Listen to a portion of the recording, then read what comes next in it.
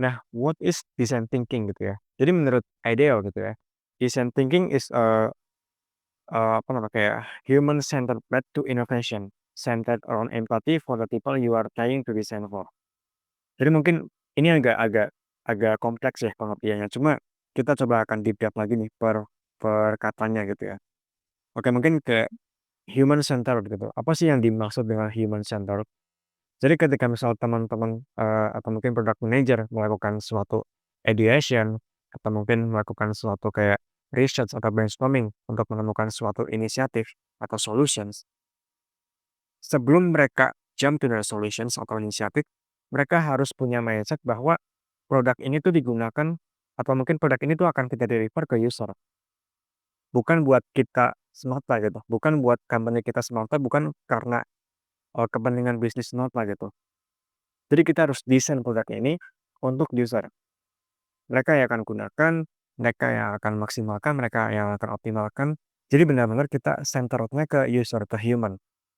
Nah, next-nya Katu innovation. Katu innovation innovation tuh kayak, ketika misal seorang product manager tuh harus bisa melakukan kayak design thinking, mereka udah menitik beratkan ke user, segala desain prosesnya tuh mereka titik beratkan ke user, dan mereka harus bisa berinovasi. Nah, inovasi di dunia product manager atau di dunia product management adalah seperti apa? Kayak contoh, kita sebagai seorang product manager, kita harus kayak openness gitu. Kayak contoh, kita ketika misal brainstorming dengan tim-tim lain, stakeholder lain, kita harus bisa menerima input dari mereka. Sehingga kita ketika misal kita, udah nge-gather input dari masing-masing stakeholder, kita bisa, memiliki knowledge yang lebih gitu. Sehingga dengan knowledge yang lebih ini, kita bisa melakukan inovatif yang oke gitu, based on the human center atau mungkin based on user centric gitu. Dan selanjutnya adalah empati.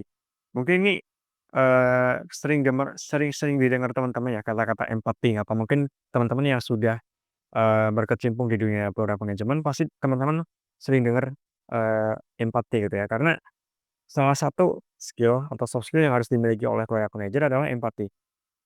Empati itu kayak gimana maksudnya? Empati itu adalah kayak, teman-teman harus bisa merasakan apa yang dirasakan oleh orang lain. Dalam hal ini adalah user. Jadi karena teman-teman pengen nge-build produk ke user, ya teman-teman harus bisa merasakan apa yang user rasakan. Teman-teman harus bisa merasakan, atau mengetahui apa sih masalah dari user itu. Apa sih keinginan user dan kayak user pain points-nya tuh kayak gimana gitu ya. Makanya, dengan design thinking ini teman-teman harus bisa nge-orchestrate atau mungkin nge-shape produk ini based on human centered atau mungkin innovation atau mungkin kayak empathy as a user. Oke. Nah mungkin, ketika teman-teman udah mengetahui design thinking, mungkin, ada beberapa kayak aku ingin share kayak ada beberapa kayak, two fundamental mistakes yang mungkin sering dilakukan oleh, product managers atau mungkin orang-orang di luar sana. Jadi ini design thinking tuh bukan berlaku untuk, dunia product management doang ya, tapi ini bisa meliputi segala hal. Jadi ketika misal teman-teman, dunia bisnis atau mungkin teman-teman jadi entrepreneur, teman-teman juga perlu di-samping juga kayak gimana sih cara bangun bisnis, gimana sih cara mengetahui problem dari user atau mungkin segmented market yang kita akan tuju di sana. Terus kayak misal teman-teman pengen, eee, ya bekerja di consulting firm gitu ya, kayak di Big Four, teman-teman harus bisa di-samping juga karena mereka, nge-step bahwa, ya apa namanya, karyawannya tuh harus bisa kayak melakukan problem solving, harus punya design thinking yang baik gitu ya.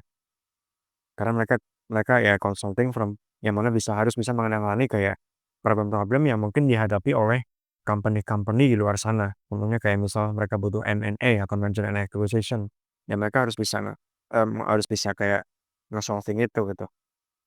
Nah mungkin ini ada 2 kesalahan fundamental yang mungkin sering dilakukan ya.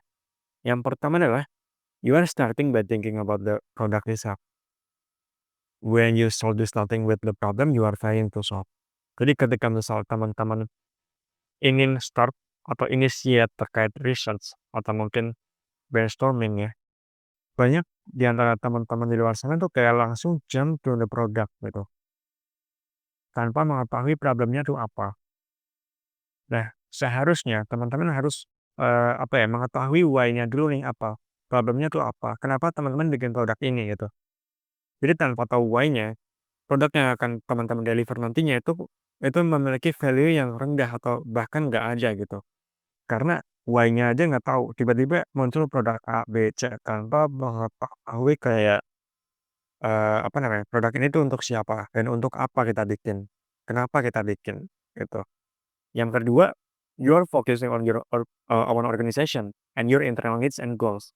When you should be focusing first on what user needs, your user needs and wants, tapi teman-teman malah pertama kali mikirin kayak, apa sih kepentingan, organisasi atau company kita, apa sih needs atau goals yang harus kita capai, tanpa melibatkan atau memikirkan user needs dan juga wants-nya gitu.